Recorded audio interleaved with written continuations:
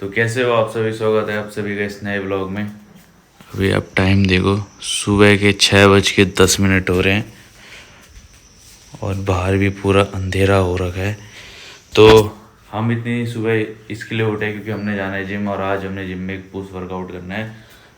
और यहाँ पे ये है मेरी प्री वर्कआउट मील, जिसमें कि पता ही होगा आपको, 4 एग वाइट्स, 1 होल एग और 2 स्वीट पोटैटोज। वैसे मेरे पुराने व्लॉग्स अगर आपने देखे होंगे तो उसमें मैं जो प्री वर्कआउट मील खाता था उसमें यही मतलब एग्स तो सेम रहते थे, पर नहीं, चार चार बॉयल एग्स रहते थे और एक रोटी पीनट बटर के साथ। तो वो मील और इस मील में मुझे मील ज़्यादा बढ़िया लग रही है क्योंकि ये मील बहुत जल्दी डाइजेस्ट हो जाती है और वो मील खाने के बाद थोड़ा भारी भारी सा ब्लोटेड ब्लोटेड सा फील रहता था। पर अब जब से ये मील पे स्विच करा मैंने तो ये मुझे ज़्यादा अच्छी लगी और ये जल्दी से डाइजेस्ट हो जाती है, वो इतना हैवी हैवी फील नहीं होता। तो अभी सुबह मैं 5 सवा 5 बजे तक उठ गया था और अपना बाथरूम का सारा बिजनेस निपटा के अब मैं प्री वर्कआउट मील खाने जा रहा हूँ। फिर प्री वर्कआउट मील खा के हम जाएंगे जिम और एक बढ़िया सा पुश वर्कआउट करके आएंगे। तो चलो फिर चलते हैं। तो मैं हो चुका हूँ जिम के लिए एकदम रेडी, और अब हमने जाना है जिम और एक बढ़िया सा पुश वर्कआउट करके आना है। तो मैं आपको बता देता हूँ मैं आज पुश वर्कआउट में क्या क्या करूँगा।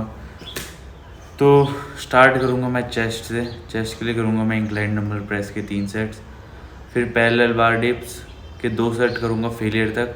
वैसे सभी एक्सरसाइज फेलियर तक ही करता हूँ मैं। तीसरी होगी फ्लैट बेंच प्रेस और चौथी होगी एक आइसोलेशन एक्सरसाइज के साथ ख़त्म करेंगे अपने चेस्ट का वर्कआउट। केवल फ्लाइज के साथ करेंगे चेस्ट का वर्कआउट ख़त्म। फिर शोल्डर स्टार्ट करेंगे। शोल्डर्स के लिए साइड डंबल लैटरल रेस से करूँगा और उसके भी 3 सेट करूँगा मैं फेलियर तक। फिर seated dumbbell OHP shoulder press करूँगा सीटेड डंबल के साथ, और लास्ट में स्ट्रक्स के साथ मैं ख़त्म कर दूँगा अपनी एक्सरसाइज। और फिर उसके बाद आज मैंने एब्स भी ट्रेन करने हैं तो मैं लाइंग लेग रेजिस करूँगा एब्स के लिए।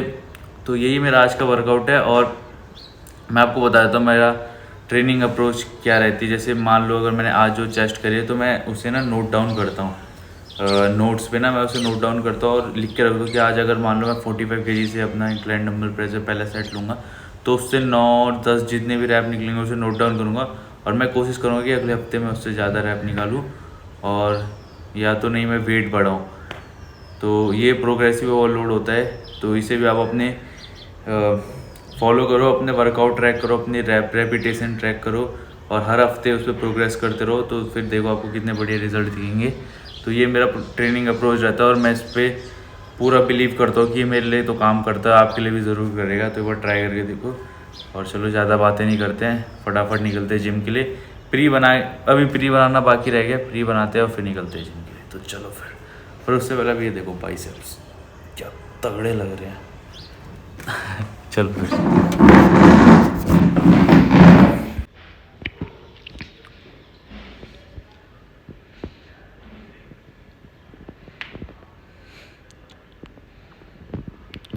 क्या तगड़े लग रहे हैं बाइसेप्स।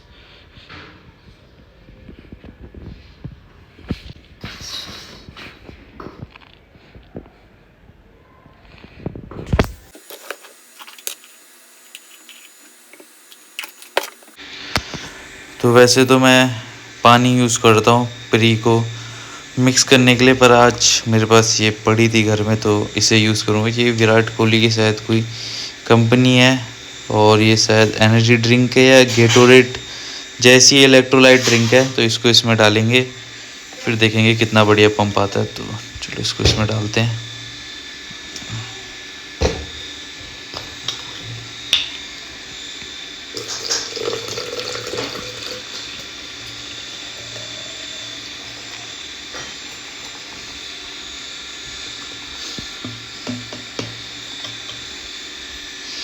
ये गेटोरेट जैसी ही कुछ इलेक्ट्रोलाइट ड्रिंक बना रखी इन्होंने, या एनर्जी ड्रिंक है पता नहीं, पहली बार ट्राई कर रहा हूँ मैं। तो देखते हैं कैसा रहता है। तो चलो फिर हमारा प्री हो चुका है रेडी, अब चलते हैं जिम के लिए।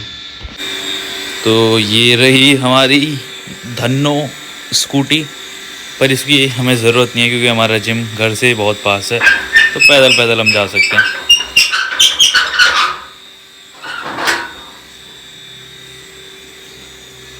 तो अब मैं जा रहा हूँ जिम के लिए और ये रहा हमारा प्री। तो इस पर मैंने वो विराट कोहली की ही शायद वो कोई ओशन नाम से एनर्जी ड्रिंक है, sorry energy drink electrolyte drink है, कुछ ऐसी है शायद, वो गेटोरेट जैसी ही कुछ इलेक्ट्रोलाइट ड्रिंक। तो उसका मैंने अभी पी के देखो, टेस्ट तो मुझे बहुत बढ़िया लगा। प्री के साथ मिलाया मैंने बस। फिर उसके बाद मैंने ना उसके पीछे लेबल पढ़ा तो मुझे एक ही चीज़ बुरी लगी कि ना उसमें पर 100 ml 6 ग्राम शुगर है। तो वो 500 ml की बोतल थी, तो मतलब उसमें 30 ग्राम शुगर था। ये चीज़ मुझे थोड़ी बेकार लगी। बाकी टेस्ट वाइज मुझे बहुत बढ़िया लगा, और इसमें मैंने प्री में मिला के पिया तो बहुत बढ़िया था। और अभी जैसे आसपास आप ये देखो, अब तो रोशनी आ गई, अब थोड़ा थोड़ा सूरज आना चालू हो चुका है, पर ठंडी जो मतलब एनवायरनमेंट में मुझे ठंडी महसूस हो रही है ना, तो अब पता लग रहा है कि ठंड का मौसम आ रहा है। अब ये नवंबर का महीना चल रहा है, वैसे अक्टूबर के महीने से ठंड आना चालू हो जाती है, पर अक्टूबर में गर्मियाँ लग रही थी, पर अब लग रहा है कि थोड़ा ठंडियों का मौसम आ रहा है और ठंड लगना चालू हो चुकी है। और बढ़िया मतलब मज़ा आता है वर्कआउट करने में सुबह सुबह। और मैं वैसे ना ज़्यादातर मैंने बहुत टाइम से शाम को ही वर्कआउट करा है, पर अब से जब से मैंने सुबह जाना शुरू करा वर्कआउट के लिए ना, तो मुझे सुबह ज़्यादा बढ़िया लग रहा है। क्योंकि ये होता है कि सुबह सबसे पहले वर्कआउट करके मतलब वो वर्कआउट फ्री हो जाता हूँ मैं, फिर अपने बाकी काम पे मैं अपना पूरा फोकस दे सकता हूँ। और बाकी अगर सुबह और शाम के वर्कआउट की मैं बताऊँ, अगर आप देखो खाली आप पे टाइम है तो मैं कहूँगी कि आप शाम को ही जाओ, क्योंकि शाम को ये रहता है कि आपने मील्स वगैरह खाए रहते तो आप एनर्जी ज़्यादा रहती है सुबह के मुकाबले। पर अगर आप एक बिज़ी पर्सन और आपके काम वगैरह हैं या स्कूल या कुछ भी काम वगैरह, तो आप सुबह जाओ, क्योंकि सुबह आप जब वर्कआउट करते हो तो फ्रेश भी रहते हो, और आप वर्कआउट करके फिर आप अपने बाकी काम पे पूरा फोकस दे सकते हो। जैसा मेरे साथ है, मैं सुबह वर्कआउट कर लेता हूँ तो मैं अपने बाकी काम पे फिर पूरा फोकस दे पाता हूँ। और वैसे इतना कुछ फ़र्क पड़ता नहीं है सुबह या शाम को वर्कआउट करने में।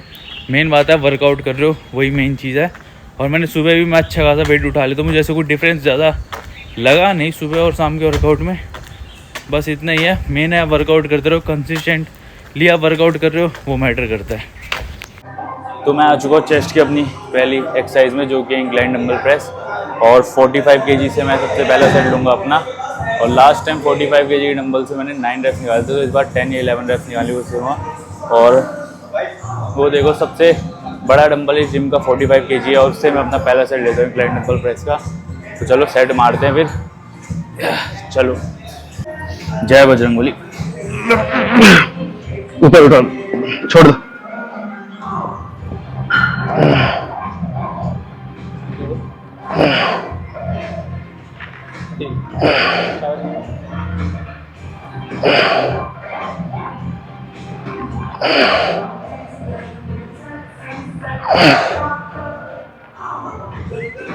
चलो चलो चलो।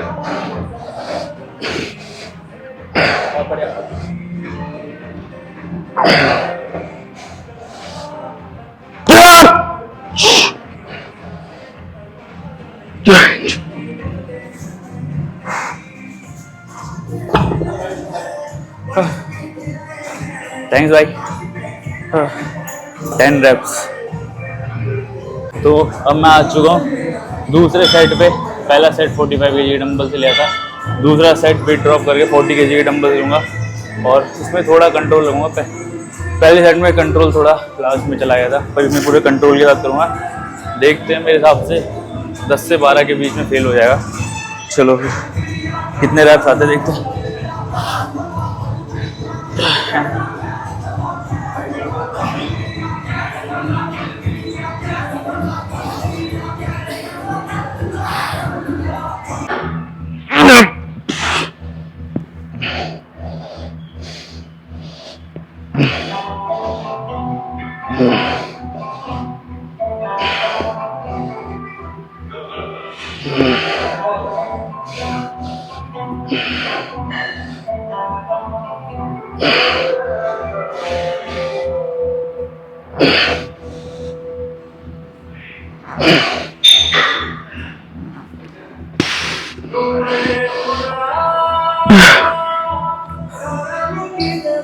10 reps.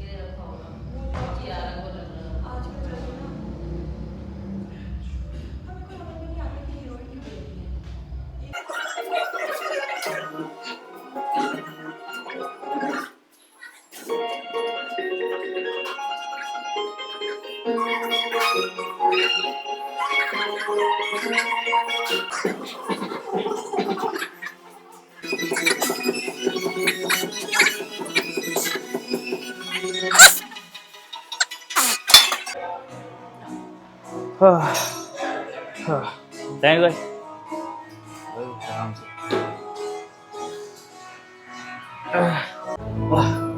तो मैंने अपनी चेस्ट की तीसरी एक्सरसाइज जो भी फ्लैट बेंच प्रेस थी उसके तीनों सेट कर लिए। अब इसके बाद मैंने करना है केबल फ्लाई, उसके 3 सेट, फिर हमारा चेस्ट का वर्कआउट हो जाएगा ख़त्म। फिर हमने शोल्डर करना है और तीनों सेट बढ़िया गए। चेस्ट फ्लैट बेंच प्रेस पहला मैंने 85 kg से लिया 2 सेट, और फिर तीसरे वेट मैंने वेट ड्रॉप करा और 80 kg से लिया। तो अब इसका चेस्ट फ्लाई करेंगे, उसके भी 3 सेट।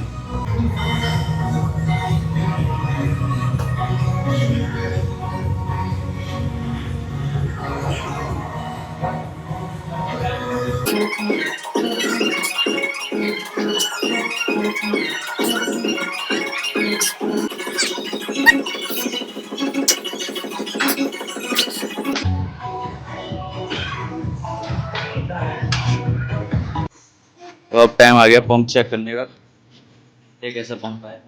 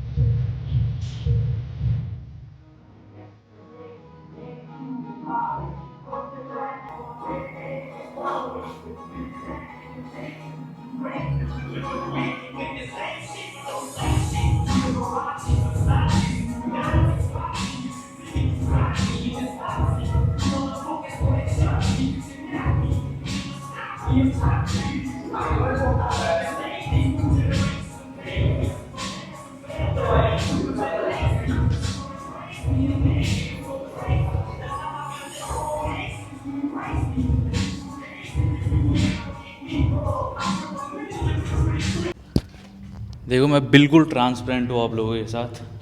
ये भी एक प्रोसेस का ही पार्ट होता है, बॉडी बिल्डिंग का ही पार्ट होता है बल्किंग। इसमें आप उतने अच्छे दिखते नहीं हो, पर इसी में आपकी मसल्स बनती हैं। जब मसल्स पुट ऑन करते हो वो बल्किंग में ही करते हो। कट जब आप लीन फिजिक रहते हो तो बहुत मुश्किल रहता है उस टाइम पे तो मसल्स पुट ऑन करना। ऐसे बात नहीं कि आप कर नहीं सकते हो, कर सकते हो, पर थोड़ा मुश्किल रहता है।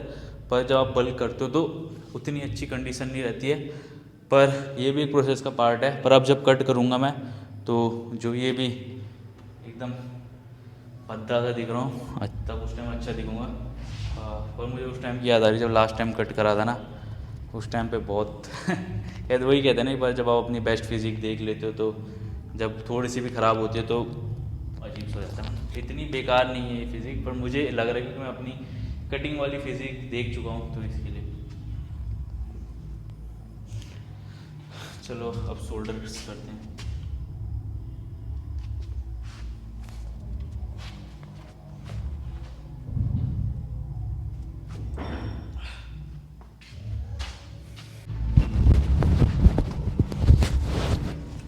अब मेरा शोल्डर्स का वर्कआउट बचा है और मैं उसे फटाफट निपटाऊंगा। फिर उसके बाद मैंने एब्स करना है क्योंकि जिम बंद होने वाला है, तो मैं बातें नहीं करूँगा, फटाफट वर्कआउट करते हैं।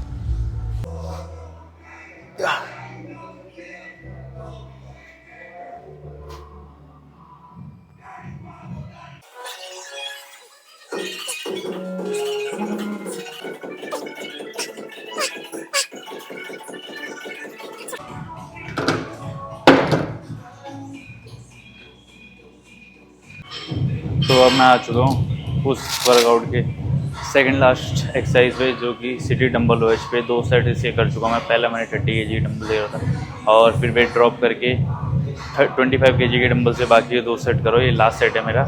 30 kg से 7 या 8 रेप्स की समथिंग आए थे, फिर मैंने वेट ड्रॉप कर दिया था और अब 25 kg से करो और ये लास्ट सेट है। इसके बाद हमने स्ट्रक्स करने हैं और फिर एप्स और फिर हमारा वर्कआउट हो गया ख़त्म। चलो फिर करते हैं फटाफट ख़त्म।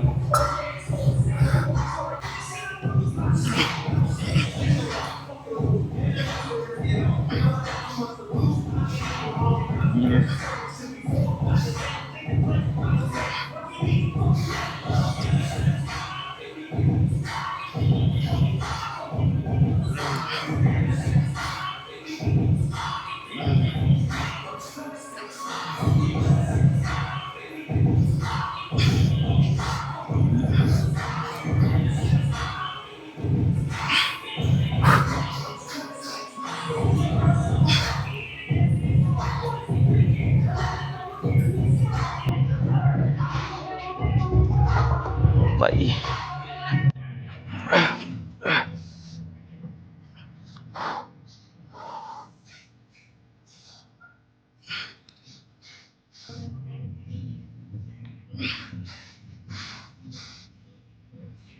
तो अब हम आ चुके हैं शोल्डर्स की लास्ट एक्सरसाइज में, जो कि होगी बारबल थ्रस्ट। और इसकी भी 3 सेट्स करूँगा कंट्रोल के साथ। अगर आपको आपके ट्रैप्स चाहिए एकदम पहाड़ जैसे लगे तो बारबल थ्रस्ट को या डंबल थ्रस्ट को रखो अपने उसमें। और बहुत से लोग इसमें बस हैवी वेट लगा देते हैं और बस कंधे हिलाते हैं, अपने कंधे नहीं हिलाने आपको। इसको भी आपको कंट्रोल के साथ और पूरा मूवमेंट यहाँ पे जब आप ऊपर लाते हो तो 1-2 सेकंड का होल्ड करके फिर नीचे एकदम आराम से एसेंट्रिक वाले पार्ट में, कॉन्सेंट्रिक वाले पार्ट में वो रखो और इसको भी फेलियर तक करो। और यही कहूँगा मैं, क्योंकि ये भी मसल्स ही है एक। तो जैसे बाकी एक्सरसाइज में फेलियर इंटेंसिटी रखते हो, इसमें भी रखो।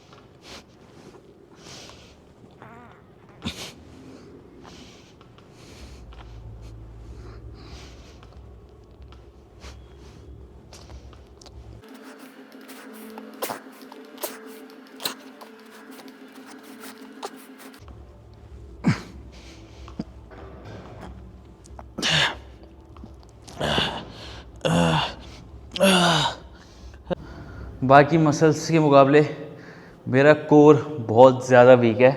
मतलब कोर का मतलब मेरे एब्स इतने विजिबल होते नहीं, उनमें उतना साइज़ है नहीं। उसका रीज़न ये है कि पहले मेरे को पता एक मिथ था कि मेरे को, जब मैं स्टार्टिंग में जिम में आया था, मुझे किसी ने बोला था कि जैसे तुम बल्किंग कर रहे हो तो तुम्हें एब्स ट्रेन करने की ज़रूरत नहीं है, कटिंग के वक्त एब्स ट्रेन करो। पर ऐसा नहीं है, एब्स भी तो एक मसल है भाई। आप खुद सोचो, चेस्ट, बैक, लेग्स, इन सब की तरह तो एब्स भी एक मसल है। अगर आप अपने एब्डोमिनल को ट्रेन नहीं करोगे तो फिर वो उनके साइज ऐसे छोटे छोटे रह जाते हैं। और यही दिक्कत है मेरे। मैंने एब्डोमिनल को इतना सीरियस लिया नहीं, मैंने बहुत मतलब कम ही ट्रेन करा है मैंने एब्डोमिनल को, और अब मैं इस चीज़ को सीरियस लेने लग गया हूँ। और अगर आप भी ऐसे हो कि एब्डोमिनल या अपने एब्स को ट्रेन नहीं करते हो तो भाई अपने रूटीन में डालो, क्योंकि बाद में बहुत जो साइज वो मतलब बहुत दिक्कत आती है फिर उन्हें ग्रो करने के लिए। तो इससे फ़र्क नहीं पड़ता चाहे आप बल्किंग कर रहे हो चाहे कटिंग कर रहे हो। ये चीज़ कार्डियो को लेके भी है। आप बल्किंग कर रहे हो या कटिंग कर रहे हो उससे फ़र्क नहीं पड़ता, कार्डियो आप हमेशा करो ऐसे इसके लिए। और ऐसे ही एब्स भी आप अपने वर्कआउट में ज़रूर डालो। हफ्ते में 1 या 2 बार उसे ट्रेन करो।